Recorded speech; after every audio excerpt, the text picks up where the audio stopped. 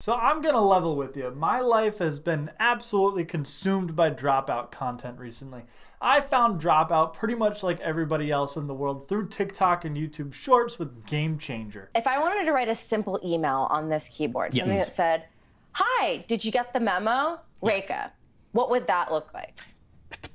And I watched all the clips from there, and then as I watched some of those clips, I got some clips of D&D, and I have a love for D&D. I haven't played it in a couple of years, but there was a good 3 or 4 year stretch where I was always a member of a campaign with my wife, and we would have weekly or 2 times a week meetups where we would just play for hours on end. And when I saw these clips of people playing D&D, I immediately went out and got searching for them because I kind of wanted to relive the like glory days of when I played in campaign. And that's when I found Dropout and I started watching Dimension 20, which is the peak of Dropout content in my opinion. Dropout, if you don't know, is kind of what College Humor became after College Humor kind of got out of the more just YouTube scene. They started a streaming service and they got things like Game Changer and Actually, and also Dimension 20, Brennan Lee Mulligan's show where he plays D&D as the DM, and he's one of the most famous and best DMs in the entire world. But my point is that I saw Dimension 20 and I just got consumed by it. For about a month and a half now, I've just watched Fantasy High, I've watched Season 2, I've watched Unsleeping City, I'm about to move on to A Crown of Candy. And I just couldn't help myself from making a video series about it. So I'm going to start out here in the first campaign, Fantasy High. And I cannot wait to gab on about this for God knows how long.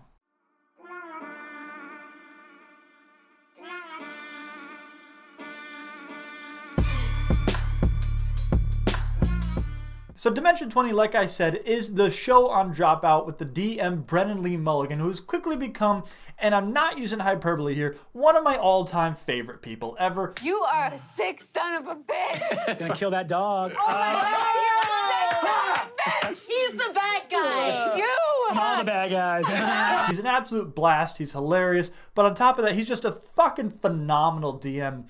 Like, he pulls shit off as a DM that when I think about DMing, all I want to do is mimic that style, and that really makes a great DM, and I want to play in a game of his, and I'll get into more of what makes him so good later on in this episode, but I just wanted to start off the bat here and say right away just how fucking great Brennan Lee Mulligan is as a DM and how hilarious and good at improv he is, and that really extends to all the people in this campaign, in the Intrepid Heroes. I haven't gotten any of the side quests yet, but I'm getting ahead of myself. The first campaign that we have is Fantasy High, which takes place in kind of a fantasy-ish world that's a meld of fantasy and modern day life. We're gonna follow 6 teenagers played by the characters in this show that are going to like an explorer's high school where they learn how to go off and be adventurers in the fantasy world. And it's kind of like a coming of age story melded with fantasy. And it's a really cool, kind of quirky campaign that I never would have thought of. What really sets Dimension 20 and Fantasy High apart for me, though, when it comes to the campaign, when you're comparing it to all other campaigns that I've watched, and I'm not bad-mouthing anybody here. I'm gonna say Critical Role because that's the most commonly other known big campaign and Dungeons and Dragons content out there, but I'm not saying it's bad. I'm just comparing the two, and my preference is Dimension 20 because whereas Critical Role does a kind of live on-the-spot campaign which has its merits and is a lot of fun, this is a very highly produced campaign where every other episode is combat, so when they get to the combat, when they have like a full 2-hour episode of an encounter, they have these amazing sets and miniatures, and it's just this perfect little scenario. And I imagine when I watch these that Brennan kind of has an idea of what he wants the next combat to be, but they end it right before combat in every single episode because they aren't 100% sure what the combat's going to be and who's going to be there and what miniatures they need and what scenario is going to play out. So they need a week to build these just beautiful sets that are so immersive. From the very beginning with the first set when they're fighting the little corn cobs and the fucking disgusting goop monster, and they're all tripping over tables and laughing, but in the end they die, and they have the amazing revival sequence. Life for a life. Eh, Mr. Gibbons? You see Mr. Gibbons looks up and says, I'm sorry, what? And you see that Principal Eggfort takes out a gun and shoots Mr. Gibbons in the head. And then takes the gun and says, the price must be paid. Bam! And shoots himself in the head. Gorgog and Kristen, you come back to life. What the fuck? In the last encounter, when they're fighting a dragon that basically takes up the entire table that they're playing on, every single one of these sets is beautiful. They have one scenario where they're fighting a bunch of teenage dwarf skaters in like an abandoned mining factory, and it's just fucking gorgeous, and I can't get enough of it. And it makes it difficult to watch any other campaigns or any other Dungeons & Dragons content when you've been spoiled to the level that Dimension 20 and Fantasy High has. On top of that, you have amazing art that is placed over the screen when you meet new characters to kind of show you what they look like. You have great sound effects. There's a motorcycle that is kind of possessed that becomes obsessed with one of the characters in this called the Hangman, that every single time Brennan Lee Mulligan makes the Hangman talk in this like low gravelly voice that he does. You also hear like a motorcycle revving in the background. Allow me to redeem myself in your eyes. It all comes together to make a beautifully immersive experience that brings you in that I've never seen in any other D&D content before. Kind of gonna try to describe what happens at Fantasy High, but I'm gonna be honest, as much as I love it and as much as it's compelling, I do struggle a little bit with the storyline, and that's to be expected. That's kind of why I like this so much, because when I laugh harder because all of it's improv. When I'm impressed by a story beat or a monologue, I'm impressed more and moved more because I know it is all on the spot and none of it is pre-planned. But it also makes for kind of a messy story arc when you have a DM that's trying to tell a story but doesn't want to railroad his players in the campaign. So you kind of understand why the story is a little bit muddy. But basically you have these 6 people, these 6 kids that go to school. Fabian Seacaster, Fig Faith, Gorgug Thistlespring, Aiden Abernack, Kristen Applebee's, and Riz Gutgak. And there's this story of these girls that are going missing at this school. And Riz, who one of the girls that went missing was his old babysitter and childhood friend, at least in his eyes. He's going there to solve the mystery, and kind of everybody gets pulled into this, and it ends up being a story that involves a cult of corn god worshippers and ends with a demon that's trying to escape the forced servitude by the principal of the school that is masquerading as the vice principal. Major spoilers there. Maybe I'll put a little thing on before this. And he just wants to get out to have his hordes of money and to take over as the ruler. The time is now for a new age of fire and conquest and money, money, money for me, rich once more. Everything that Brennan Lee Mulligan does, eventually the big bad guy at the end is late stage capitalism. If you watch enough of Brennan Lee Mulligan campaigns, you'll realize that the bad guy is just always late stage capitalism and monetary greed of some kind. Look, if Brennan's the DM, the bad guy is capitalism. And I don't know how the bad guy is capitalism in Fairy Tale Land, but I am confident that he will have found a way. I'm not complaining. The best bad guy is always capitalism. I'm kind of in agreement here. It's just hilarious that you can see it from the very beginning with Fantasy High, with a demon that just wants his gold out from his bank. So this is the very first campaign. So in this we meet what becomes known as our intrepid heroes, which Dimension 20 kind of operates on full-size campaigns like Fantasy High, Unsleeping City, A Crown for Candy, A Starstruck Odyssey, and Never After. Each one of these campaigns is like 16 to 20 episodes, and then you have smaller side quests that doesn't have the main group that is always in those main campaigns that are more like 6 episodes, and they have guest stars in them. One of them, actually, Brennan Lee Mulligan wasn't the DM in, and I'm really looking forward to get to that one. But our intrepid heroes are Emily Axford, Zach Oyama, Siobhan Thompson, Lou Wilson, Allie Beardsley, and Brian Murphy. And again, I'm not gonna badmouth any other D&D content or campaigns out there, but I will say what I really appreciate about this group is they're all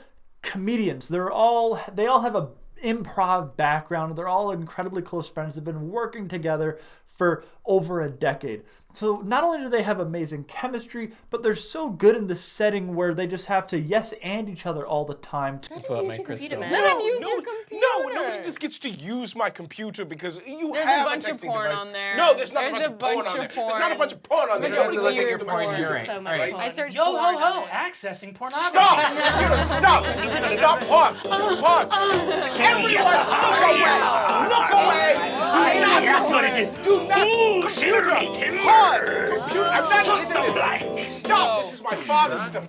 Try to tear me a new one. Wow. To get to the same place in the story, you see moments throughout Fantasy High where one of them is trying to get the story to go a certain place and the rest of them realize it and go along. You see it in the very first episode. In a D&D campaign, you need these characters to have a natural way to get together. They can't be forced together or it's not going to be good story-wise. And in the very first episode, you have Lou Wilson's character punching Zach Oyama's character in the stomach to prove a point that he's going to be the biggest and best guy in the school. And they both get detention because Zach Oyama's character fights back. I say, hey, how you doing, buddy? I'm good. It's my first day. I guess it's everyone's first day. Oh, it's your first day. Do you want this metal flower? I swing and hit him as fucking hard as I possibly fucking can. And then I turn and I say, I'm Fabian Seacaster, son of Bill Seacaster, and I'm here to be great. And then everybody realizes after that happens, oh, the way for us all to get together is to all get detention. So throughout the episode, they're all just kind of getting their own reason to get detention. And that leads on this whole story of these people being known as the bad kids in season 1 and season 2. And that's kind of what this group is known as after that. But you never would have gotten that great moment if you didn't have these people that are so naturally good at improv and going with each other on something without needing to be said anything. Moving back to Brennan Lee Mulligan, a lot of that can also be contributed to a phenomenal DM. Brennan Lee Mulligan is a great DM. If you've watched Game Changer or Actually, you know the kind of energy he brings to something like this. And you know the fact that he can spout just a fucking phenomenal monologue off just the top of the dome. Icarus flying too close to the sun, but it seems Daedalus, our little master crafter over here, had some wax wings of his own, didn't he? Wanted to see his sun fall from the sky. Oh, how close to the sun he flew. Well, I'm not having it. I solved your labyrinth, puzzle master. The Minotaurs escaped, and you're gonna get the horns, buddy. And he's got like 3 of those in every single episode of Fantasy High and Dimension 20 as a whole. But beyond that, he also just adapts the story so well. You have so many characters that is obvious were just meant to be throwaways. The one that comes to mind is his character Jawbone that was just a werewolf bouncer at a shitty club they were going to, and they got talking to him and were like, hey, we got an opening in our school for a lunch lad and a guidance counselor. And then in the next game, in the next week, he's the new guidance counselor at the school and he gets his life around. And then in the next season, he gets together with Fig's mother and they have a relationship. And it just becomes this like main character with an amazing background. And that's not an uncommon thing. We have so many different characters and stories like that that are clearly just adapted on the spot and blown out. And that's what makes this world so immersive is these little characters that end up mattering and scenarios that make sense and everything being described so well when it's so obvious that it wasn't pre-planned. And when all that comes together, you get an amazing story about capitalistic greed and the meshing of real world and fantasy world, 80s rom-coms and coming of age stories, and you get amazing side bits and improv characters in this beautiful world. You get bits in this like some of my favorite bits within this are Zach Oyama as Gorgug asking everybody if he's gonna be his dad. You're not proud of this. But you've been struggling with this for so long that momentarily it occurs to you that there's a possibility, however slim, that you are your own dad.